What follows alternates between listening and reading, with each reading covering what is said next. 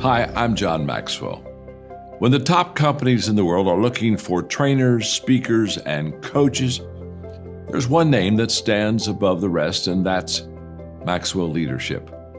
Our certified team members have gotten proven results for companies all over the globe, and our reputation, I'm proud to say, is second to none. Some of our members have risen to the top of their profession, including the one you're going to meet today. I proudly introduce you to my friend Bob Fabian Zinka. Welcome to the Leadership and Success Podcast with your host, Coach BZ, where we help you lead with purpose and succeed with impact. If you're ready to grow into the kind of leader others want to follow, this podcast is for you. If you're determined to elevate your success and leave a lasting legacy, this podcast is for you. As my mentor, Dr. John C. Maxwell reminds us, everything rises and falls on leadership. Our goal is simple: to inspire you, challenge you, and equip you with insights that can transform the trajectory of your leadership journey. Welcome aboard to another episode of the Leadership and Success Podcast with Coach BZ.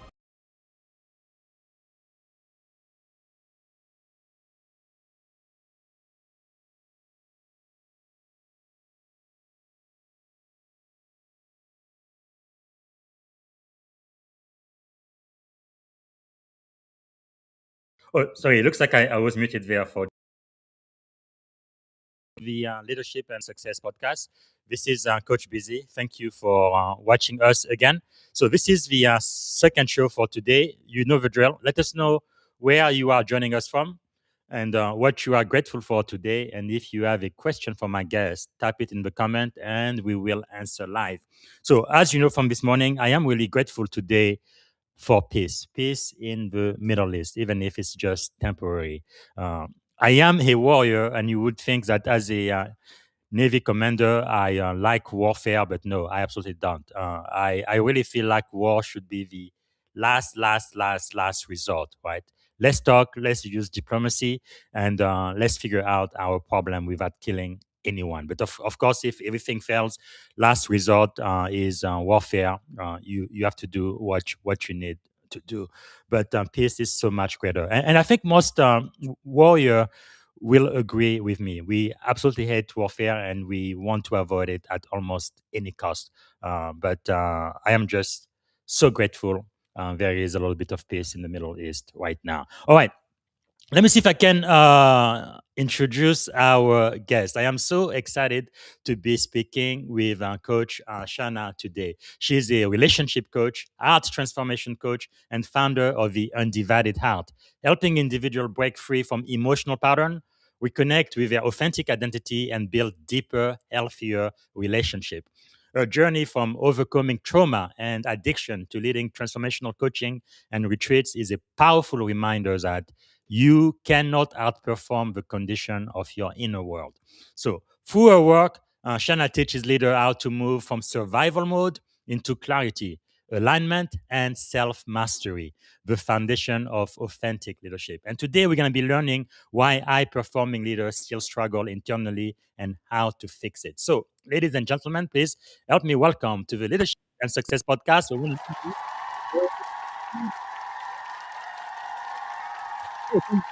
Yeah. Wow, that was awesome. Thank you. Your camera is black for some reason. I wonder why. I can hear you just fine. Did that help? No. Okay. Sometimes the camera changes to your phone or something, but I don't think that's the case for you. Let me see.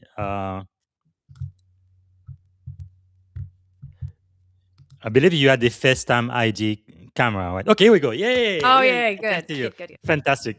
Yeah, I don't know why he does that. Sometimes you must have a Mac or something. It changes to your phone or your iPad. All right, you are here. So glad to be speaking to you today. What a great privilege and honor. Maybe to get started, I'd like to ask: is there something you are grateful for today? Oh, absolutely. I'm grateful to be on this podcast, to be Thank honest. you. I love to be invited into other people's spheres and to create new relationships. But Yes. even deeper than that, I'm super grateful for, you mentioned peace in the Middle East. And, Mhm. that's been something that's definitely weighed on my heart for many, many days. Yes. So I want to partner with that. I'm super grateful that even if it's for a Amen. moment that we have peace in the Middle East, because that is something that I do believe that the world benefits from. Yes, indeed. Because my podcast on Monday, I couldn't be grateful for anything. No, when our own president is trying to execute war crimes, I'm like, no, we cannot do that. I am not in the Navy to be killing babies and children. No, that is not my job, right? I am a warrior. I am a righteous man, and I will fight. Yes, but we cannot fight fairly according to the Constitution and the rule of laws and international laws, because that really matters. And I think that's really what distinguishes America from all of the other countries out there, right? I think we have moral authority. But if we start acting like the Taliban, then who are we? That's not who I am. So, but anyway, I am just so glad we have peace there now, and I hope it remains. Man, that area of the world has known so much tragedy and the conflict. It's really insane. I don't know. It seems like we human beings are so good at destroying everything God gives us. It's like that's Mm. the one thing we know how to do very very well.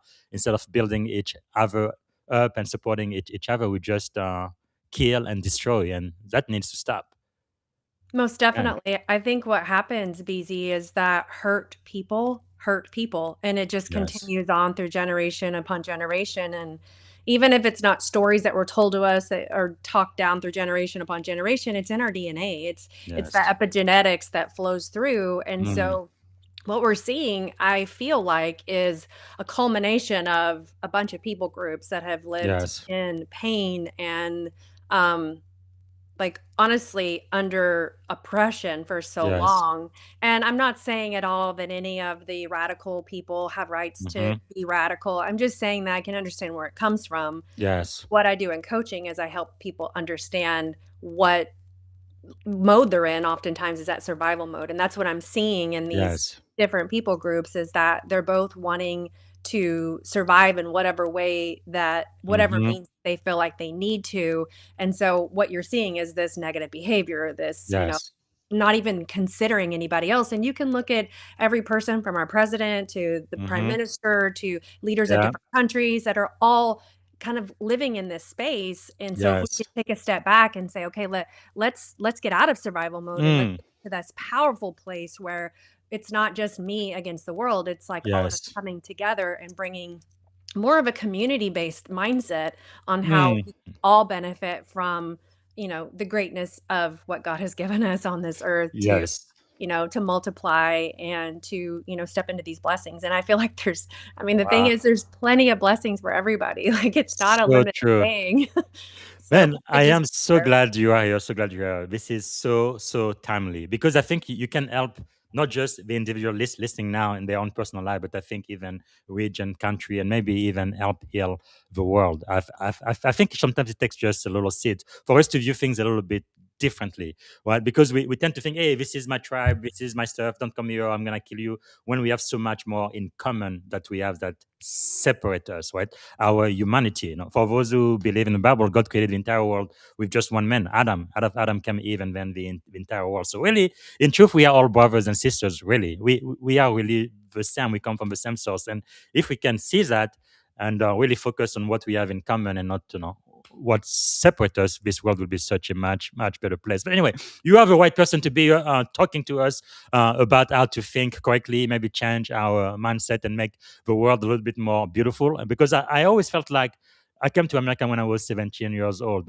I'm like, by the time I am done, I definitely want America to be in a much better place than I found her. That was in 1996. Bill Clinton was president, and America was quite prosperous back then. And I feel like right now we are in a much worse place than America was when I came here. I have two daughters, and of course, at some point I am going to be gone, but I definitely want them to inherit a much better uh, uh, country, not just with prosperity, but also with a moral campus and really values that do matter. That is really my wish and my prayer. So let me ask you, Coach Shanna, what is something about you that most people may not know when they first meet you? Oh, wow. There's so many facets of me. I think when people meet me, they see the person that I am today. And I've done a lot of work to become the person that I am today. Mm, I feel like today I get to show up more authentically as myself. But, what people don't know is that I grew up in a very challenging environment, and, my parents, one had mental illness, one was mm, addicted to alcohol, and so there's just a lot of dynamics that shaped me through those yeah. early years, and I didn't know it for so long, but I spent most of my life in survival mode. That's how I understand it, can see it in other people, is because I lived Mm, for so long where I didn't even have access to the relational part of my brain for many, many years. I just wow. showed up as an avatar, I'd say. Like, I would read a room. Childhood trauma made me really good at that, being able to read a Yes. room and seeing what was needed and seeing what was happening and finding a place for myself. Mm, So I lived like that for many, many years. I mean, 40 years. wow. And, I overcame a major addiction. I lost my children to CPS and Mm, worked to get them back. There's a lot of things that I healed through on my journey, and I'm yes. grateful for those moments. To be honest, for myself, I'm not grateful that other people had to go through it with me. I Mhm. hated that my kids had to go through that. And we've definitely healed those places within all of us. But I felt Mm, like I was one of those people that really needed to have those things happen so that I would stop pretending. I would stop living in this state of I'm just good enough, or I could just make it to the next thing, and really yes. get to the root of what was happening. And you would look at my life and you would not know any of that stuff was happening within me, Wow. because I was really good at showing up and pretending. I was really good at showing up with Man. the mask. I was really good at keeping people from knowing the true me. Well, thank you so much for sharing. I really do appreciate that, especially a part of our audience. I think in the military, we do live on survival mode a lot, especially when you are in combat in a crisis. And sometimes when you transition back into your home, it's very, very difficult to make that transition. And we do go through a lot of trauma. And I feel like there is a lot of people in the military right now who may have PTSD, but they just don't know it. They haven't been diagnosed yet. And that's why, I don't know if you know the number, but it's about 21, 22 veteran and service member who commit suicide every day. Not every week, not every month, every single day. And it is part of the reason why I start the show with that moment of gratitude, right? Because I feel like you can be grateful and be suicidal at the same time. So I really feel like your story will be speaking to a great part of my audience. Thank you so much for sharing and showing us how you kind of got through this, which takes me to my next question. Because if you could take us back, you've already shared so much, but what was the defining moment for you when you realized something has to change? It seems like for most people, that's where it needs to start. Yeah, for sure. I mean, I remember the moment like it was yesterday. Um, it was the moment that I got the call that my kids were being taken into child protective Mm, service custody. And even though I tried all I could to, convince the people to give my kids back to me, they said no. And so I just remember that being the moment where I decided I had two choices. I could continue on the journey of trying to, do as little as possible to heal and show up and mm, go through the motions to get them back, or I could truly take this time to mm. heal so that when they did come back, they had a mom that Wow. was really there for them. And, it was the hardest thing I ever did was healing. And I took the long road because I didn't have somebody like me that led me through the Yes. journey. But I learned a lot of things on my journey. And that was just the moment where it was like, I'm at a crossroads. Which way do I want to go? And I may Mm, never have this opportunity again. What do I want to do? yes. And I really chose the path that was gonna be harder, but it was gonna net me more benefits and more, Mm, blessings on that journey, and so that was what I decided to do. So that began my deep healing journey back wow. that happened. Because by doing research for this program, I've seen that you've spoken about choosing yourself for the very first time. Mhm. What did that decision look like in practice?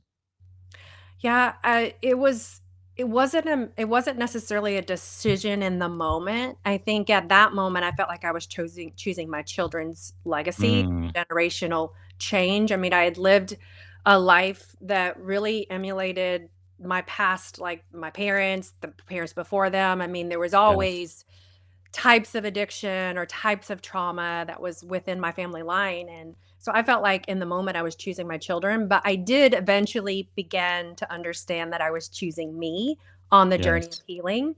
And what that meant for me wasn't, this self love of like, I'm choosing to go and get a massage or I'm choosing to like have personal Hmm. time. It was like, I'm choosing to get to know me for the very first time because I Wow. had never known who I was. I never, when I was growing up in the traumatic home life, I didn't have time to determine things that I liked or who I was like or what my personality was Hmm. like. I did what was necessary to survive. Wow. And so choosing me was beginning to have a relationship with me. It was beginning to like get to know who I am and what I like and what Hmm. I am like. And that was the journey that really opened up the healing process for me in a way that I never anticipated. Wow, that is so brave. Because the work you do, coach, I mean, yeah, I guess people could say it is a business or a profession, but to me, it's more like a ministry because you are helping so many people from your testimony, the things that you went through and you have learned. If I may ask, what were some of the biggest internal battles you had to overcome before you could help so many other people? Wow. Well, one of them was that addiction mindset, that wanting to get away from those big emotions, wanting Mm, to not feel the big emotions, typically like pain. Anger was one that I would let myself feel, but that was only because it kept me away from people. So it was like a yes. protection. But so that was one of them, was really looking at that and seeing that that was no longer serving me. Mm, I think another one uh, that was big for me is I held a huge part of me that felt responsible for everybody else's emotions. mm-hmm. And I found that through my healing process and was able to really release that and understand that, I'm only responsible for myself. I'm not ever That's responsible right. for anyone else, but I had lived that way my entire life and it Mm, it actually was rooted down deep into the relationship with my mother. My mother was a very young mom and this is kind of, deeper into the work that I do, but when yes. we're younger, if our parents aren't able to emotionally connect to us and connection is necessary for growth as a child. And so Mm-hmm. we'll find a way to connect with them that models or mimics emotional connection. And so Yes. I created a job as a child to be my mom's emotional regulator. And that's Mm. what I did for my whole life. I helped regulate her emotions, which then, caused me to erase my Wow. own. So basically, you didn't even have time to be a child yourself. Basically, you became almost like a mom. And wow. Yeah. Yeah, and I think a lot of people can identify with that. I have a Yeah. lot of clients that really, tune into that when I share it because Yes. they feel that. They feel the responsibility for other people, and that shows up as a people pleaser Mm-hmm. in life. It doesn't mean that if that's a way that you show up that it's always that, but a lot Yes. of people have a degree of feeling like it's their responsibility to Mm. keep the environment in a certain space, and so they in essence, erase themselves in the process so that they Yes. can just fully be engaged with what it is other people need from them. And, Wow. so many people feel like that's just the way it is. That's their personality. That's just how they Mm-hmm. are. And I'm here to tell you that it's not. It's actually a personality that was developed out of survival, but it's not necessarily your personality. And you can easily Mm. move into a place of healing where then you can see what your true personality is. Yes. I think it's really key that survival mode. I think most people don't really realize this. So for the leaders who are listening right now, how do they know if they are operating in survival mode instead of purpose? Yeah, I think it masks a lot in task-oriented personalities. Mm-hmm. So, for me, I could look at what was needed and I would think, relationship is important, but it's not as important as getting this job done. This job done is really Yes. important. And so whenever I would focus on that, I would kind of get into tunnel vision where I was only able to really focus on that thing getting done. And through the process, there wasn't a whole lot of care for other people or care for what was going on. I wasn't Yes. available in the present. My mind was always somewhere else, needing something else to do. I couldn't sit in stillness. Um, Mm. and so just if you think about survival mode, it's accessing like the primal part of your brain. So, what are the things that are survival? So, protection, Mhm. shelter, food. It's like if love is one of those things, then I'm surviving for love. And so I might move from relationship or thing to Mm. thing where I feel that essence of love. So it's like at all costs, I do this. Yes. Wow. Really insightful. Let's talk about healing the leader within. I think for the majority of people who listen to the show, whether it's in the military or high tech, we tend to really use a lot of logic and strategy. But I've heard you say that transformation really starts in the heart, not the mind. Can you break that down for us?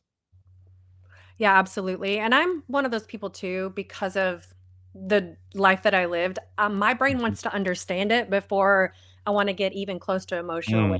Mm. The emotional piece of it feels very vulnerable. It feels Yes. foreign. It feels scary. It's a place that we don't necessarily live in a lot because we do stay in that logical side of the brain. Hmm. And, I found that it seems to be the comfortable thing, but the logical side of the brain is really interested in more activities. So like behavior modification, changing the behavior, changing the output. But it's not focused on really what's going on, say the input or where it's Mm. coming from. And so we have a part of our brain called the reticular activating system, and it's like a filter for the brain. Hmm. And we kind of we program that by the things that we value, the things that we fear. So there's anywhere between 40 billion bits of information Wow. that can be brought into the brain in one moment just through all the different sensations. Mm. And our brain is not able to take in but like, you know, 40 bits. And so it's got to figure out a way to filter out what's needed. Yes. And so through what we have determined is valuable to us or determined, what we fear or what we're going towards, then Hmm. that's what our brain shows us. And so all of us are looking at a very skewed reality based on what we fed our brain that Yes. we want to see. And so oftentimes when we think about the logical part of it, well, there's no logic in that other Mm. than um, what we've programmed is all emotional. So Yes. it's the things that, easiest way to say this is like I decide I'm going to go buy a new car. I decide on the car that I want. And I'm like, oh my God, I love this car. I've not seen this car Hmm. on the road. And then Yeah. I leave the dealership and I see 40 of the cars in a Yeah. mile. And It's I'm like, everywhere. Yeah. wow. Okay. So I just trained my brain on what that was. That is logical, but that's also emotional. Mm. And so when we don't get into the emotional part of our brain, we put stuff on top of the belief system, but ultimately the Hmm. belief system is still the same. And if I quit doing those behavior modification things, where if it's like a discipline thing, or if I'm staying away from something, Hmm. I'm not going to change anything internally until I deal with the emotional root of why that part is showing up in my life. Wow. And Is so that's what I had to do. I had to get real with like, what's the emotional driver behind this behavior? wow. Is that why you think most people they usually don't respond to whatever happened to them, but just emotionally react, and sometimes they don't even realize what they say or do? Yeah. So that's the work that I do is that when we have a reaction to something in an environment that is bigger than what that situation was necessary, Hmm. we know that we were, I call it eclipsed by that emotional part of us. So, for Yes. instance, you can be a 40-year-old person in a boardroom, in a meeting, and somebody slightly raises their voice, and all of a sudden your heart is Mm. palpitating, your hands are sweaty, and you're like, Yes. what happened? Well, you're no Mm. longer 40-year-old person in a boardroom, you're a 7-year-old at home Wow. being, in a situation to where you felt lost, alone, stuck, scared, Mm. and so that's the work that I do, but what happens so often is we don't even notice it until we hit, like, midlife, Yes. because we're able to, like, push it down, we've got space within us that we can just push it aside, and then there's all of a sudden one day Mm. that those techniques don't work anymore. That stuff that I used to do, I don't have access to. It's like when Yes. I'm in these situations, this is what happens to me. I become somebody Mm. and you're really just remembering a place within you, a state, a power, a primal state where you were Yes. alone and needed help and weren't able to really fully process through that emotion. And so it Wow. gets stuck. It doesn't just go away. We don't just Yes. push it aside and it never comes back. It lives somewhere within the body. That is so insightful and deep, because I think for a lot of professionals out there, kind of like you mentioned, that it's almost as if you are wearing a mask and you try to hide your true feeling, compartmentalize them, and I think many men are really really good at it. But you're right. After a while, though, it's just going to burst out because you've never dealt with it. So for the leaders who are listening right now, what are some of the most common emotional pattern you see in high performing leaders? Mm.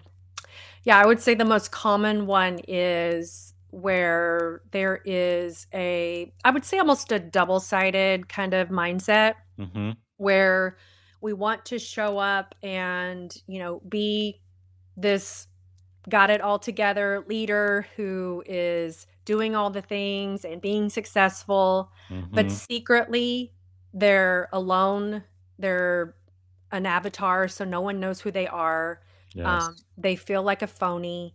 Um, they're constantly hearing like the Mm. mindset of like you're not good enough. People are going to find out about you. When's the next shoe going to drop? And so there's this constant Yes. internal dialogue that's going on that you're having to fight because you want to be seen as a successful, got it all Mm. together person. And all the while, you're dying inside because you just want to be seen. You want someone to Wow. truly see who you are. And so that's one that I see very often. And I Yes. think there's another one that, uses more of a facade of like, um, strong, powerful, um, Mm-hmm. maybe a little arrogant or just kind of like roll over people because you don't want Yes. them to get anywhere near your emotional space. So you almost do Mm. it in like what I used to do is that anger burst because it Yes. keeps people away and it keeps them believing that you're the person that want to show up as. And I Mm. don't say this to like dog anybody because I get it. I know Yes. why we show up that way. We will do anything for Mm. people to not see our pain because our pain to us feels like weakness. Nobody wants to Wow. show up and feel weak. And so I see these ways that people show up and I know it comes from a place of pain. I know it comes Mm. from hurt. And my desire, just like we were talking about in the beginning, is like when people can truly be seen and those hurts can be healed, then you get to show up the way that you desire to, which is Yes. oftentimes a lot like the avatar, but you're truly being seen, so it feels like a Mm. real relationship, not just a Yes. one-sided transaction. But isn't pain what really makes us human? Because to me, it seems like suffering is optional. But if you are a human being, you're gonna have to go through pain, so you need to learn how to process it. Isn't that right? Absolutely, 100%. Yeah. I do think that a lot of us growing up were in situations where we didn't understand how to process pain. Maybe it wasn't modeled for us, Mm-hmm. or maybe it wasn't allowed in our home. And so we were having to suffer in silence. And so all we knew was suffering. We didn't understand that pain Mm. was a lesson. Pain was just information. It wasn't something to necessarily have to make sense of every time, but we could Yes. just allow it to process through and teach us the lesson. And I agree with you 100%. I just think that in a lot of the westernized culture, that really wasn't something that was taught and Mm. allowed, especially for men. I think men got Yeah. the sad part of the stick, like, Mm-hmm. women, even if they didn't get it in their home, they got it with their friends. Like, girls could get Yes. together, and it was okay to talk about your emotions if you had a group. Men Mm-hmm. had nowhere. They couldn't talk about it Yeah. at home, they had no friendships they could talk about it with, and they had to show up as a certain way and with their friends, and Yes. so they just never got to be known. Mm. And I feel like I kinda was in kind of, like, the men category. I didn't really connect well with girls. Yes. Also because when you have a lot that you're hiding, it's hard to get together and share it because it's like, my whole life has to be a secret kind of thing. Yes. I understand Mm. where guys come from with that because I felt that myself where, my life had to be a secret. And so I had to compartmentalize so many parts of my life. Wow. So I really understand what a lot of men have gone through. Even though I'm a female, I Yes. understand it to a degree, I would say. Yes, and I think especially in the military, for example, in the Navy, lots of alpha male, I am stronger than you, I'm bigger than you, blah blah blah. But then also, if they get physically injured, they have no problem going to the doctor and getting fixed. But if it's emotional, then they feel like, oh, I can't say that. Then they're gonna think I'm a sissy or whatever, a girly man or whatever it might be, and then they don't ask for help. So that's why also I think the number of suicide in the military is so high because they are people, they have emotional need and they need help, but they're just too arrogant and proud to say, hey, please help me. When in reality, especially the VA, they've spent a lot of money and resources now more than we did 20 years ago when I first joined the Navy, but the people would not just come and get help. It's very strange. Yeah, I think it's just a trick, to be honest, how we can be okay with physical injuries, but emotional and mental injuries, somehow those are less valid. Yeah. Um, and I do feel like that's changing ever so slowly. There's a lot of good Yes. science coming out. One of the greatest books that I ever read was this one, The Courage to Be Disliked. It Mm. is one of the most amazing books. So there was two psychologists back in the day. With the father of psychology that we know today is Hmm. Freud, but this was his partner. What was his name? Uh, Let me see if It I looks can. like it's by Ishiro Kishini and Fumitaki It Koga. is. It is. That is who it is. Was Alder, Alder. That was the psychologist that this is based off of. But this Cool. book is great. It's a conversation between a mentor and a mentee. And the basis of this book, I mean, this is The Courage to Be Disliked, is to help you understand to free yourself, change your life, and receive true happiness by understanding Mm. what's really happening underneath. And I love it because it does help you kind of walk through some of these things that I'm talking about and Yes. help them come to the surface. One of the things that they talk about in here is that everything that we do, every kind of pattern that we get into, Hmm. it's created because it's a solution to something. Yes. And so finding out what was the solution to helps you figure out what the ultimate root problem is. And Mm. so whenever we began to look at truly our life from that perspective, we gain so much insight. And that really helps us become more self aware. And then we're able to take personal responsibility over our Yes. actions instead of, Wow. because the work that I do, it's not about looking at the trauma, the things that people did to you. It's looking at what's happening in your life today and Hmm. what do you want to change. And so Yes. then let's work on healing those roots no matter what Mm. happened so that you can step into that personal responsibility and self-awareness and you know Yes. and, and step into a different life. We're gonna get deeper into the root again. The book, "The Courage to Be Disliked: How to Free Yourself, Change Your Life, and Achieve Real Happiness." Ishiro Kishimi and Fumitake Koga. Wow, more than 3 million copies sold. That's a lot. Well, thank you so much for sharing those resources with us because we also have a digital bookshelf of this podcast. I just started this, I think it was May of last year. We already have close to 400 books there. Just the guests who come who recommend books for us to read. And yeah, it is really amazing. So you talked about wood and we kind of referred to childhood trauma as well. And I've seen that happen. One example you chose earlier, you are 40-year-old in the boardroom, someone raises a voice, and all of a sudden you become anxious. So it's not what's happening now. You are going back to when you were 7, 8, 6. Maybe your father was drunk and he did something, or whatever it might be. I guess the question I have for you is, how do childhood beliefs show up in leadership decision and team dynamics? Yeah, so our childhood beliefs are created through a child mind. So if you think about you've got someone, you're you, but under the age of 7, those are Hmm. where the beliefs come. A belief can be changed, but it's got to be challenged. And Yes. oftentimes we don't know to challenge the belief because we just assume it's just the way it is. This is just my personality. So we don't challenge them. And so the way that I've seen it show up is different personalities, of course, show up different ways. And so maybe there's a situation where you just don't do good with confrontation. And so you just don't confront because Mm, you don't feel comfortable in confrontation. And so then things can happen in your leadership.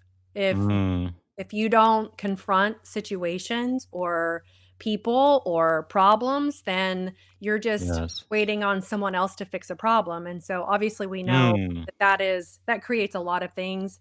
A lot of things that it creates, or what I see it creates, is definitely issues with interpersonal relationships yes. in the corporation. I've seen it happen in churches a lot where a Mhm. leader is not good with confrontation, and so negative, bad things, are left to kind of be created, and then you've Yes. got an atmosphere and a culture that you never intended to have. Mm, So that's one of the ways. There's another way of, like, being the bull in a china closet, where you just kinda roll over people because you're yes. the confrontation to you is having your way, doing it your way. Mm, And so there's not this ability to really be present with people. Maybe people don't feel safe to you because there's beliefs that we have that, yes. certain people will do this to me or certain people won't step up and do this. And so I've just noticed, like, with leadership, whenever we have an insecurity, we're going to lead through that insecure attachment style. So it could be like Mm, anxiousness, where, that could be like, I'm not good with confrontation, so I'm just going to run away from it, or more like the avoidant who doesn't feel like, they can really work with people, yes. and so they kind of like push everybody around, and it's just my way, and this is the way I want it done. And there's not a Mm, collaboration, there's not an inviting experience where, and I think when people look back at their life, that's where most of the joy is being able to yes. collaborate, to connect, like what you're doing here. You're inviting people to come on your podcast that, do similar things that you do, Mhm. and allowing people to learn from different facets of people's lives. I think that that's where Absolutely. the power is. Yeah. Yeah, I think definitely one key, and you do it so well, is really identifying the belief right behind the behavior. So how can someone listening right now begin to identify that? I think to start with, the easiest way to do it is just to begin to question your beliefs. So maybe you have a belief that work is hard, or Mm, making money is hard. So whatever belief that you feel like comes up for you, I think money is a big one for people. A yes. lot of us have beliefs that either, money's hard to make, or, money's not, there's not enough of money. Yeah, And my dad used to say, "Do you think money goes on trees or yeah, something like that?" But yeah. yeah, I heard that too. And so even starting with something like that, okay, what does that mean?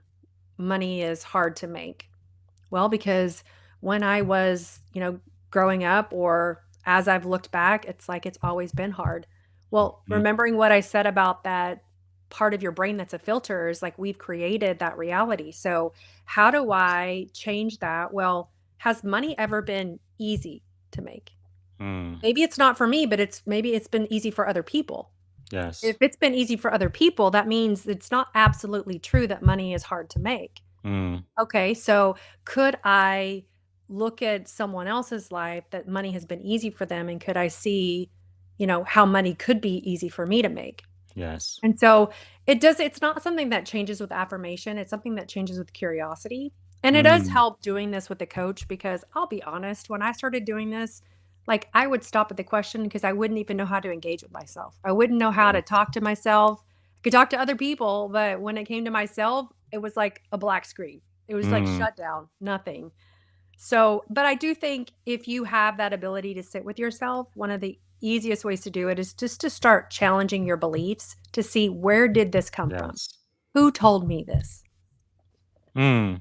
That is really powerful.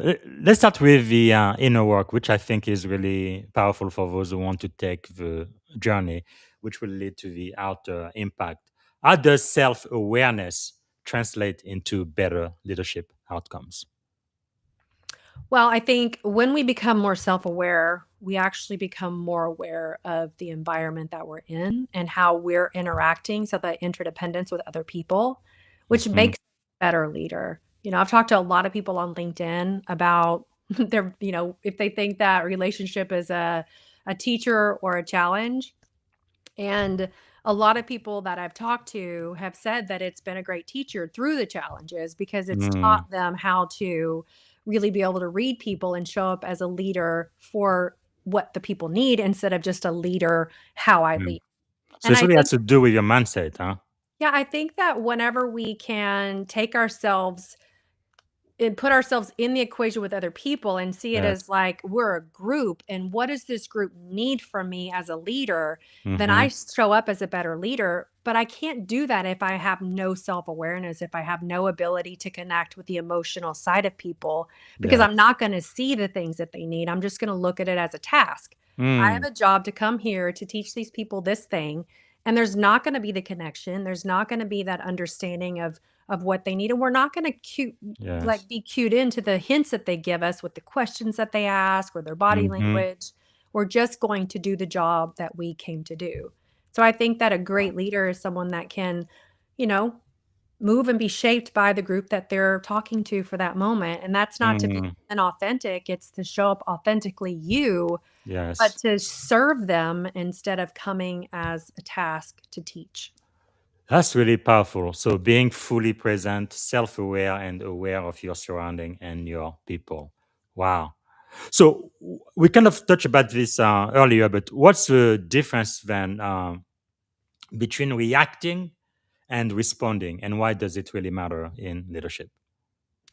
Well, I spent a lot of years reacting, which was I would just be taken offline by the emotion and I would just say whatever it was that came up without any filter, without any love, Mm, without any relation, without any connection.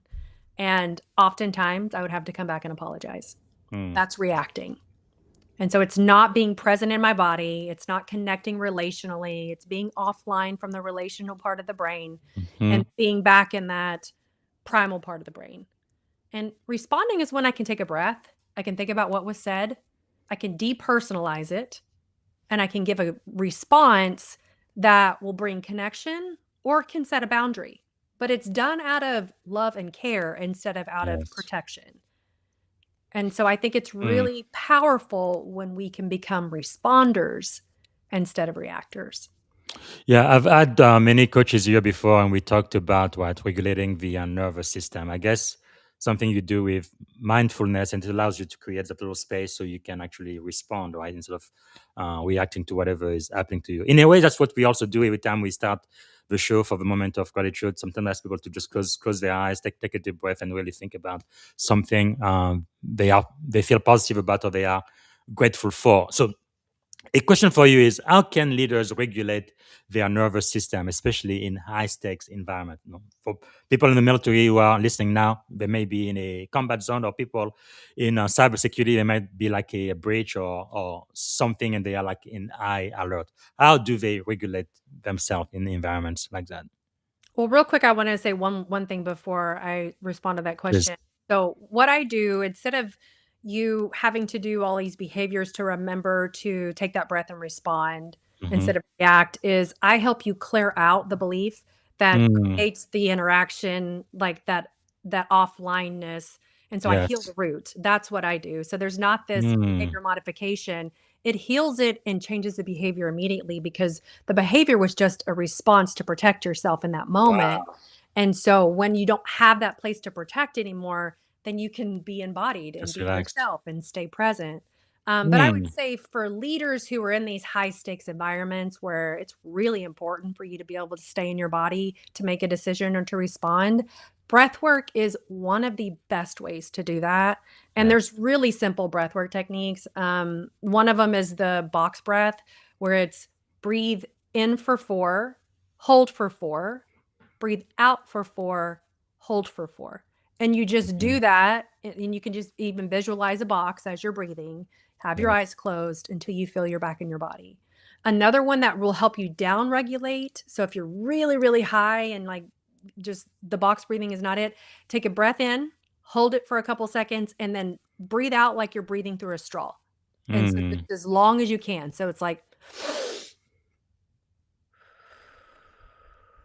so make that out breath be super elongated. And it in the beginning, because you're really ramped up, it may be Yes. just a little bit, but as you continue to blow out and let that out breath be super, super long, Mm. what you do is you're what you're telling your nervous system is we're down regulating. It's time to change Wow. states. And so you can immediately change your state by doing something like that. It's called the 4-7-8 breath, but I like to Mhm. just say that if you just take a deep breath in, hold it for a Yes. few seconds, and then just blow out like a straw. It's just way Wow. easier to remember. That is really, really powerful. Thank you so much for sharing that. So, what advice would you then give to a leader who's highly successful externally, but they are struggling a lot internally? Yeah. Well, I mean, I would first say, I get it. You know, you have built an incredible life. You're super successful. And the thought of stepping into this vulnerable space can feel overwhelming. And Yes. there could be the thought that I'm going to lose it all if anybody, catches Mm. wind that this is what's going on within me. But I would Imposter say, syndrome. Yeah. yeah, I would say, like, find a good coach. Find a coach that's been there, that can lead you through this practice, and a good coach is gonna be a safe place for you where you're not going to ever fear that this is gonna get out. It's a safe Mm-hmm. place. It's, a one-on-one situation, because this is not something you go through by yourself. This is not Yes. something, I tried to heal by myself for years. Mm. And there was levels I could never get to because I was stuck with the same mindset. I Yes. can't be my own coach. I need somebody else to lead me through it. And so I would say, find somebody that you can be really honest and vulnerable with. That is the only way to get past that So imposter powerful. syndrome where you're feeling, everybody knows me as this amazing, successful Mm-hmm. person, but internally, I feel weak and sad and lonely. And Yes. those are real feelings, and those need to be validated. Well, Coach Shanna, I think that is so true. Even coaches need coaches, right? Even doctors need doctors too. It's just the way it is. But the inner work you are talking about, how does this work improve trust, communication, and influence within teams for those who are willing to go through this journey? Yeah, well, I think when we begin to, first of all, trust ourselves, a lot of us have this conflict within, the Hmm. negative turmoil that's within, that's conflict. Is we have, for lack of better words, a part of us that is successful, that's showing up, that's doing these things and wants us to keep doing these things. And then we have a part of us that's being real with us and saying, I'm feeling these emotions, I'm feeling these Mm, way. And so there's this internal conflict, which leads to distrust. yes. So if you have something going on within you, you're going to see that outside. We think always like the people out here, this situation out here is affecting my insides, but it's never that way. It's always a mirror for what's happening inside of us. And Yes. so I have found that when you clean up the interior part of you, when you get things aligned to truth, whenever you're able to really show up and embody, the authenticity of who you were created to be, that Mm, everything outside changes. The relationships you have change, the environments change, yes. and not necessarily because other people are doing things differently, it's because you're showing up differently and Mm, what's happening inside extends outside, as I yes. said before. And so it's changing the dynamics of the relationships, it's making you more open, it's creating Mm, a place where I trust myself. So these people could be trustworthy. I can see yes. what trustworthy people look like because I've Mhm. learned it within. And so it really does change everything. Wow. Yeah, one of my mentors says like your inner world start affecting your outer world. It's so powerful. Now, I could be talking to you for hours and hours. Looks like we only have about ten minutes left. I can't believe it. Looks like we just got started. I But know. let's talk about relationship. I think this is key. I do believe that we weren't meant to live alone. We meant to live within community. Actually, no. Before this modern world, you had to stay with your tribe, or you would definitely die. Right. So you talk a lot about the leadership multiplier. You say that the quality of our lives is tied to the quality of our relationships. How does that apply to leadership? Yeah, I mean, I agree with you. We cannot do life alone, and people that tend to do life alone are less happy. I mean, that's Yes. proven. We were created to be in relationship, and we were created to need people. We were Mm. created to have this exchange of values and needs and to grow. And I do feel like when you have rich relationships in your life, that you're a rich person and Yes. that you also create more things, that Mm. your life is more abundant and therefore abundance comes to you, and I I like don't that. necessarily believe in like the law of manifestation in the way that it says, but I do Mhm. believe that we manifest the things that we want through the actions that we have. So Mm. when we partner with having a life of abundance where we cultivate healthy relationships and we value them and we see them Yes. as not necessarily a commodity, but something to be valued and held and protected, that what we end up getting in life is so much better. I think back in my life, Mm. I spent a lot of my life being an island, very lonely, isolated. Again, because when you have a lot of stuff going on, you don't really know how to connect with people because you don't have Mhm. necessarily anything positive happening. Yes. And my life is so much richer today because I do have relationships. I do have deep Mm. conversations, and they're not surface relationships. Even business relationships aren't surface. Yes. They're heart to heart. They're, even though they don't Mhm. always go super deep, they go deep below the surface to Yes. where it creates, I mean, even this relationship, you and I just met through the DMs Yeah. on LinkedIn, Mhm. and there was a connection there Yes. where it was like, let's go a little deeper. Mhm. And so even here, like even looking at the richness of what this has created, and hopefully this is bringing value to everybody that's listening. It's brought value to me Yes. just being on here Yes. with you Thank you.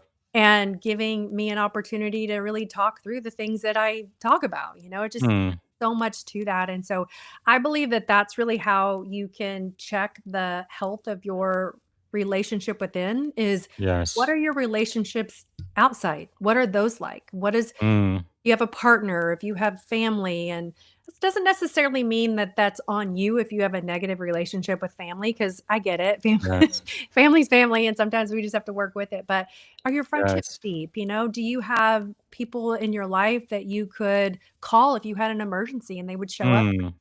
That to me determines like, what have I cultivated? Have I cultivated deep Yes. relationships with people?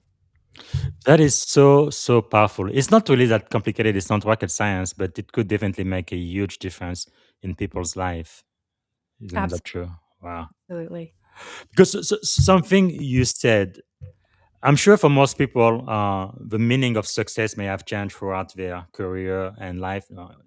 We talked earlier about people who appear to be successful externally, but really on the inside, they are a big, big mess. Like one person, for example, great actor Robin Williams. Everybody knew him. He made everybody laugh, but he was so sad on the inside, so much so that he killed himself. People are like, how is it possible? The great Robin Williams, the one who made everybody laugh, how come he was so depressed and he had to do that? I guess the question I have for you is, as the meaning, the definition of success change in your life, the way you look at success today, especially as you think about the wealth and the richness of relationship. Oh, absolutely. I mean, success, I think when I was growing up, was to have all the things that you wanted, to have status, to be working Mm. a job that other people, you know, saw and benefited from and thought was, Mm-hmm. being an actor or being a celebrity. But, I have learned through my journey of what I do. I've worked with a lot of very successful people who, yeah, they have success on paper and they have Yes. success in certain areas of their life. But if I was to ask them, do you feel successful? They would say, no, I don't, Mm-hmm. because there's something missing. And that something missing is that emotional connection. Mm. And if they lack that emotional connection with themselves, then it's impossible to have emotional connection with someone else. We can't give what we don't have. Yes. And so I look at people like Robin Williams, or even people in Christianity. We've had a lot of Mm-hmm. pastors fail and fall lately Yes. for hidden lives. Mm-hmm. And I think that what happens when we hide, when we have, this these negative emotions or these negative thoughts that we just won't look at, then we end up Yes. showing up either like a Robin Williams where we Mm, hide and we finally just decide to end it because we can't take the pain anymore, or we find places where we can live out these harmful, painful, things and put yes. it on someone else. And so we become an abuser or a perpetrator ourselves. And so you see it in Mm, both ways where like it's either an internal killing from within or it's an external killing outside and where yes. we, definitely hurt other people.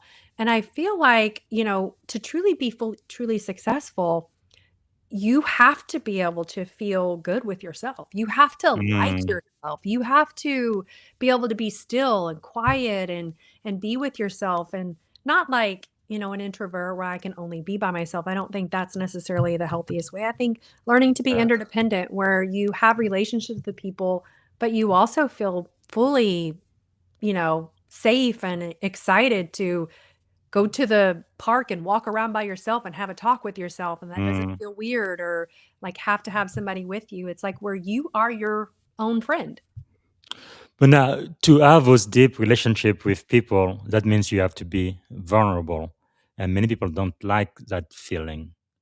Uh, what do you advise, especially men? I think women, like you said earlier, they tend to have cliques and they talk between girlfriend and stuff. But men, we usually do not do that. What would you advise a leader who's listening to us right now, who feels like they really have shallow relationship with everybody? They know they just focus on on work, task, and success in terms of material possession or money, but they're really sad on the inside. Why should they be more vulnerable in order to really have those deep relationships we are talking about? Yeah, and I think when we look at vulnerability, sometimes we look at it like it's an all or nothing type of Mhm. thing. And I think vulnerability can be like steps in, so baby steps.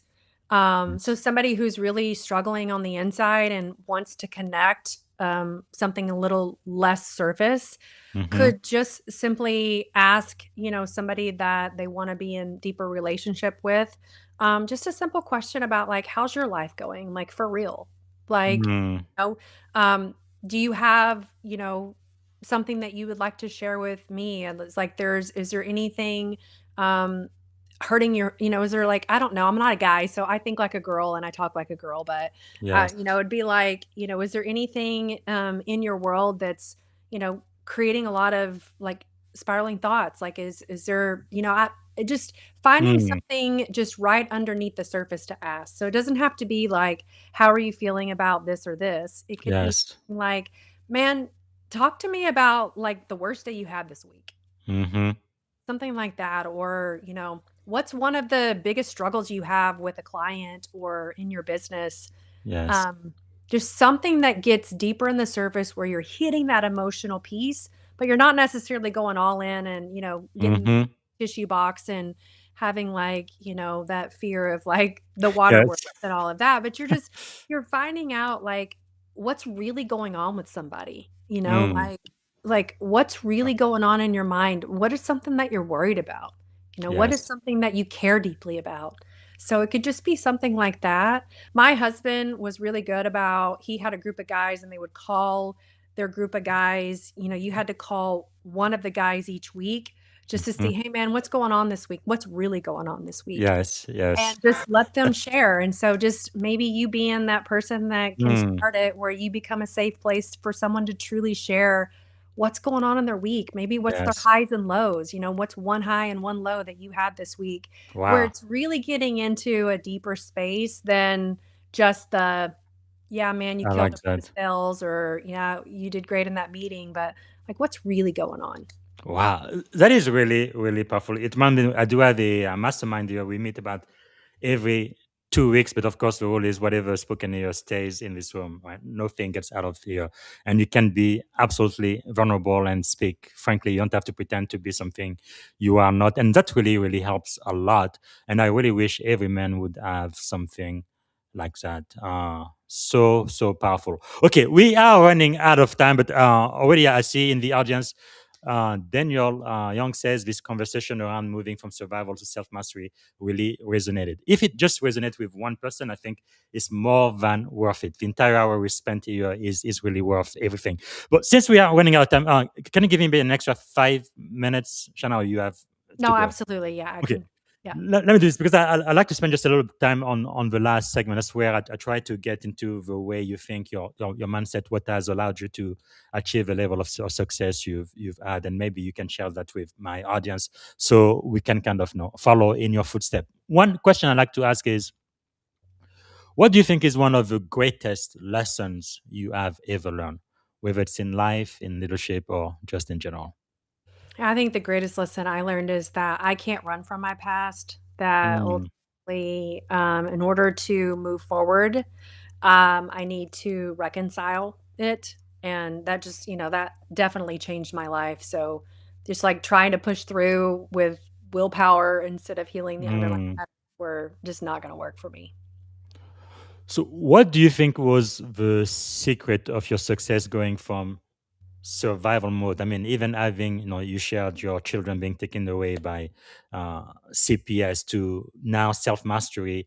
Even beyond that, now you are a coach to so many other people, and you are really bringing hope and healing so many relationship and people across America. What do you think is the secret for that turnaround for you? I think for me, it was just staying curious, that Mm, wanting to learn more, wanting to understand more. I was never satisfied with just what I was taught. Like, I wanted mhm. to understand it and embody it so that I could heal. And so I tried a bunch of different things, but I think really for me, it Yes. was that driving force of just curiosity Mm. and never being okay with just the status quo. Really insightful. And I know leaders are learners. What are you learning these days? So right now I'm actually learning yoga. I'm Oh. learning to be a yoga instructor. That's kind of my next journey for personal development. Hmm. And also and so there's a lot of reading that has to do with um, that certification. But I'm also what is the other thing that I was reading? Just learning about like frequencies and how actually we can partner with frequencies to help Mm. move some of the energy. And so just checking into like energy healing and things like that. Yes. I ultimately believe that we can be our own energy healers whenever we step into this work because you become more aware of what you're feeling inside instead Hmm. of needing there to be that block or that separation from it. You just begin to understand that emotions are just messages. And Mm. so if there is something going on within you, like I had to walk through grief this last month and really Mm. letting myself Mhm. feel that, embody that and not Yes. have to push it away felt so good.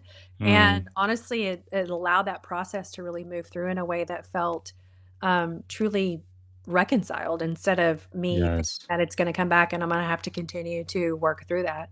So, yeah, I think Mm. that just learning I love to learn, and so I'm always, like, checking in on things, Yes. more breath work, deeper breath work, understanding that even in, just different modalities, so And actually, everybody's talking about artificial intelligence these days. It seems like it's changing pretty much, impacting every single industry. How do you see that? Are you like more utopia, or you think it's going to be the end of the world? I I guess would this dystopia is say what it's called.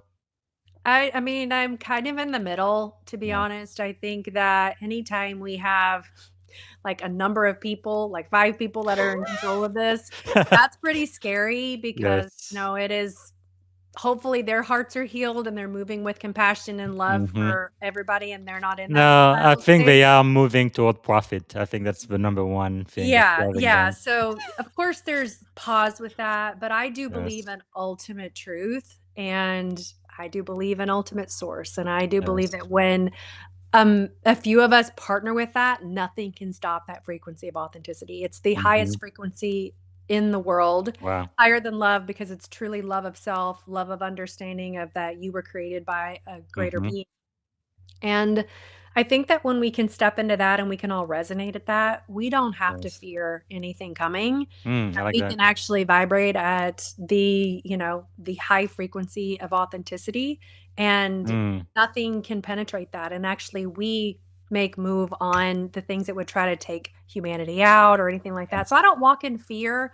I definitely walk in like, you know, making sure that I'm aware of these things and mm, releasing my level of prayer is like releasing like that positive energy and partnering with truth, that truth would ultimately be seen. And I just think that if more yes. of us did that, we stepped into that more of like walking in love, truth, and light, that we would see a change in the world and we wouldn't have to fear Mm, AI. And, I think AI can be a tool.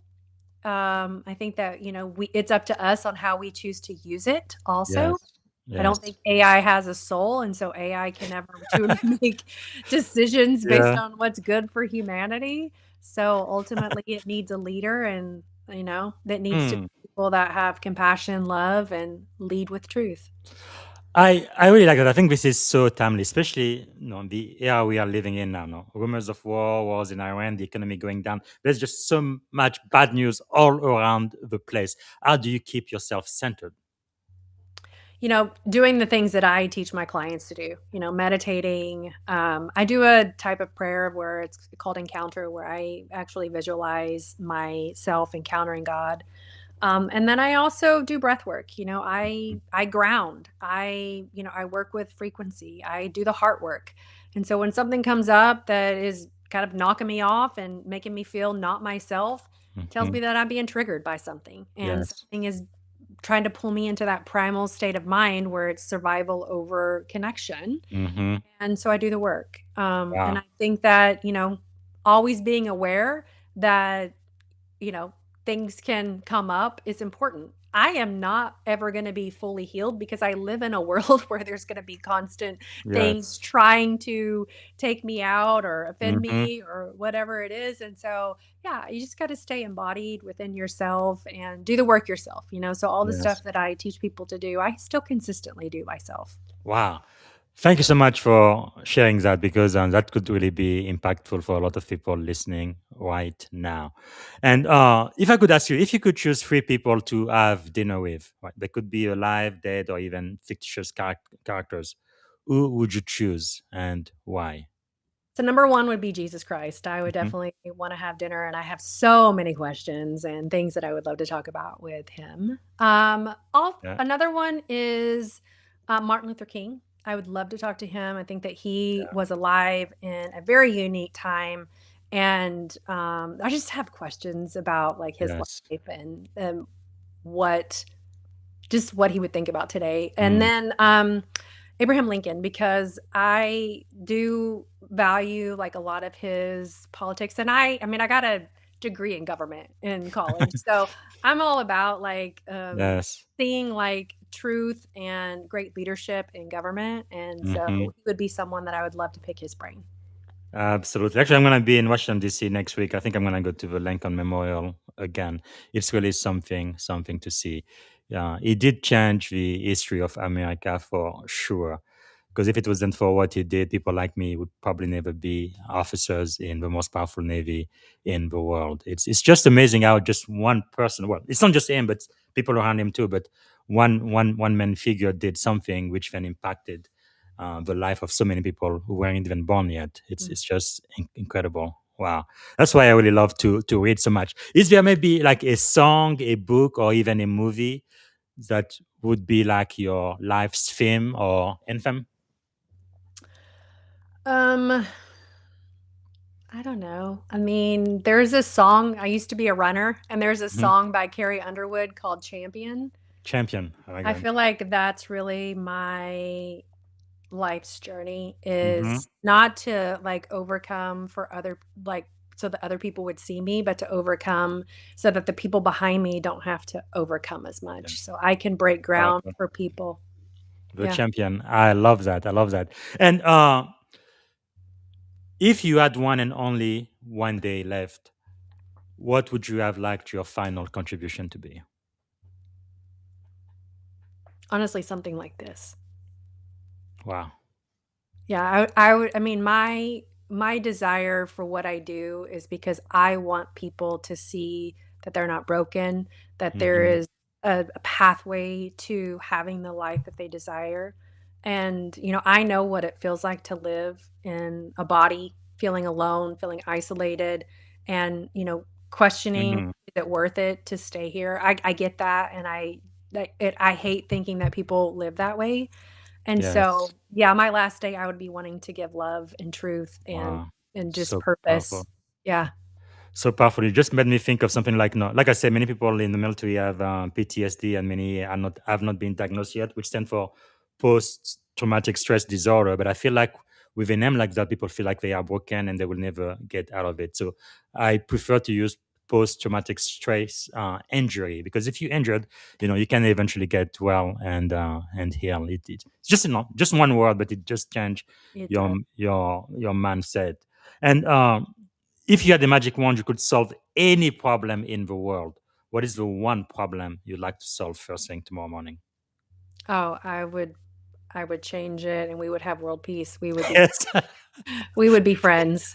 We probably need to have a woman president before we have world peace. Too much testosterone in these world leaders. But yeah, yeah. Yes, yes. I really like reverse no, Luke 2, right? About peace for all. It's really something I think the world is just longing for. Peace on earth, goodwill towards men. Mhm. Uh, yeah. Wow. Okay. We are definitely out of time. So I'm going to ask you, what can we do to add value back to you? Well, I love for people to follow me on social media. I randomly do posts. I'm trying to do better, but I put more of my life on stories, so you get to know who I Yes. am. It's a way to connect with me and to get to know me, and maybe one day we could work together. Absolutely. So, obviously, we are live on LinkedIn now, so they need to check you out on LinkedIn and uh, watch your post, but also on Instagram. Very, very good. So, I guess one of the last question I want to ask then before we say goodbye, and I love to actually before I do, is there a question I should have asked you that I didn't get the chance to ask? Anything else you wanted to share today? Um, I think you asked really good questions, to be honest. Right. Thank you. Yeah.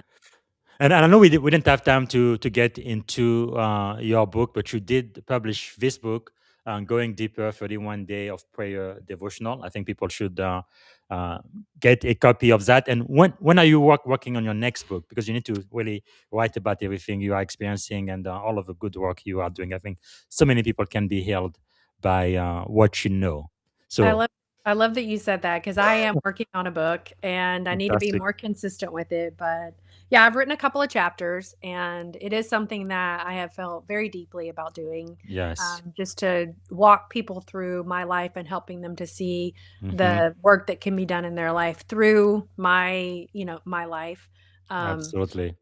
I guess one more thing that I'll say is my husband and I lead marriage retreats. We do take couples, so Mhm. 5 couples on a marriage retreat and really help them work through some of these relational things. But we have a lot of fun and a lot of connection. And so if that's something that you're like, hey, maybe I might want to meet up with this girl a little bit more, Yes. join us for that. You can check all that stuff out on my website. So that's gonna be on Instagram. That's It is. Yeah. fantastic. Okay, thank you so much for sharing that. Okay, I guess this is the end. So, the question I wanted to ask you is, if you could go back and give a piece of advice to your 17-year-old self, right, standing at the edge of this incredible career you have had and really your life story, what would you say to 17-year-old Shanna? Mm.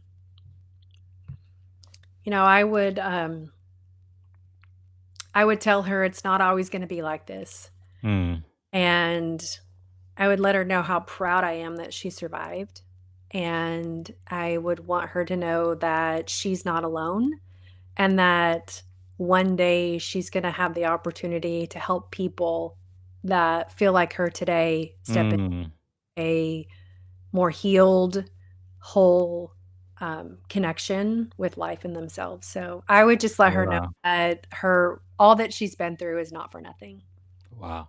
And if you could have the ears people I care most about in the military and high tech, they may look very successful on the outside, but on the inside, they are in deep, deep pain. They feel like they've hit rock bottom. What would you tell them for like the next 60 seconds to give them hope? What I advice would would you say, give? first of all, I want you to know that you're not broken. And it may feel like there's something broken inside of you, and maybe you've tried so many ways to fix it, Mm, and they've only been band aids. But I want you to know that truly, by taking just a couple of steps towards yourself, you can begin yes. that healing process. And so, my encouragement is to not do it alone. Find somebody Mm, you can trust that can walk through the process with you, even if it's a peer, somebody that you yes. can be vulnerable with, honest with, to begin to Wow. cultivate that relationship. So powerful. Thank you. Thank you. Thank you. I know we are definitely out of time, so we don't have to do this, but let me ask, do you have two more minutes? Sure. If not, okay. What I was going to ask, this is going to be a rapid fire, right? Lightning round. So I'm going to ask a question. I want you Okay. to answer me quickly. Don't take too long to think. First thing that comes to mind, Okay. just plop it. All right. One word that defines great leadership.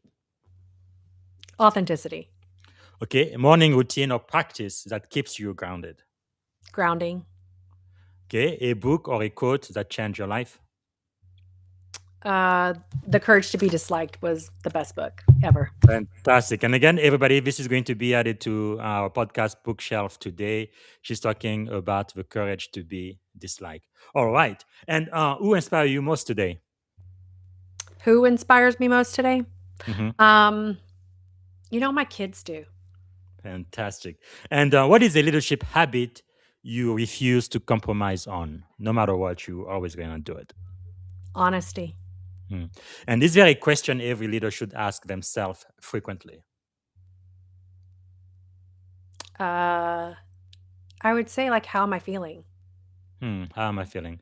I think men need to do that more often. I was talking to my psychiatrist a couple of weeks ago, and she was really teaching me how to just be aware of my feeling and actually name it, give it a name. And that really made a big, big, big change because I am not what I feel, Mm, right?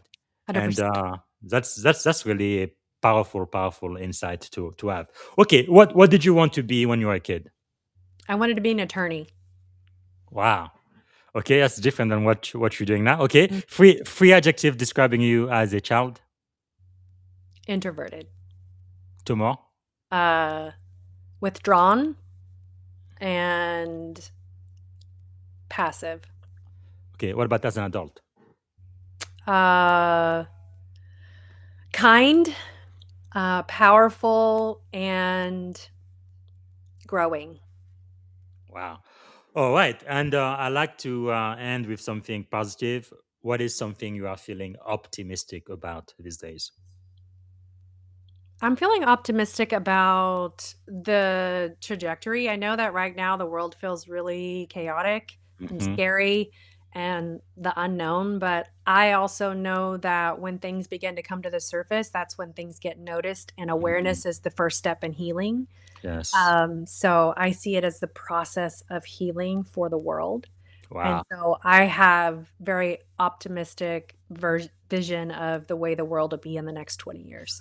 Well, I must tell you, you are doing God's work. I really love everything you do. Waiting for that book. Whenever you publish it, and need you back here, please. Let's help it be a bestseller. And the message you are sharing, I think the world needs it like yesterday. This is really the right time for this world to start healing and for us to become human again. And AI will not be human. AI doesn't have a conscience, so we don't have to worry about that. Okay, so to end then, very, very last question. What is one word that represent our shared experience on this podcast today? This was fantastic.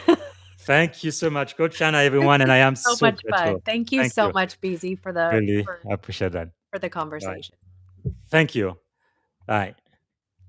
All right, everybody. This is one for the book, and again, follow Coach Shanna on LinkedIn, and follow her on Instagram as well. So LinkedIn is Shanna dash Fougerousse, and then on Instagram Shanna Fougerousse. So I also ask that you get a copy of a book, Going Deeper, 31 Day of Prayer Devotional. And like she says, I think we need to start that healing process and start working on ourselves. You're going to have to be humble. You're going to have to be vulnerable. But I think in the long term, you're going to be a much better, stronger, more resilient person. And those are the type of leaders we need more than ever before. Okay, so this is it for today. I already shared in the earlier podcast about our celebration for Black History Year. So we celebrate Black History every day we are on this podcast. And I want to remind you tomorrow, I'm going to be speaking on the book of Proverbs. We're going to go back to Proverbs chapter 22. This is not a religious study or anything like that. It's just about ancient wisdom and leadership principle, right? Leadership principle in a book that's more than 2,000 years old, but those principles are still applicable and relevant today. And then on Sunday, I will have a great honor and pleasure of speaking with Dr. Rachel Knotts. She is a transformational leadership coach. Like me, she's a John Maxwell certified coach and trainer. She's an educator, a growth strategist. We're going to be talking about leading on purpose, the power of intentional growth. I know Papa John, Dr. Maxwell, he says growth doesn't happen by accident, right? You have to be intentional about it. And we're going to be talking about that on Sunday. Okay, that's all I have for today. Thank you so much for watching the show today. And I hope you're going to join us on tomorrow when I talk about ancient wisdom from the book of Proverbs, chapter 22. And see you tomorrow. Bye. Thank you for tuning in to the Leadership and Success Podcast with your host, Coach BZ. If today's episode added value to your leadership journey, be sure to subscribe, share, and join us again for more wisdom nuggets on how to lead better and achieve greater success. Remember, leadership is the most critical skill of our time. The world will always need leaders to inspire others, drive innovation, and execute meaningful strategy. So why not count yourself among the bold leaders shaping the 21st century? Until next time, stay inspired, stay committed, and keep leading with excellence.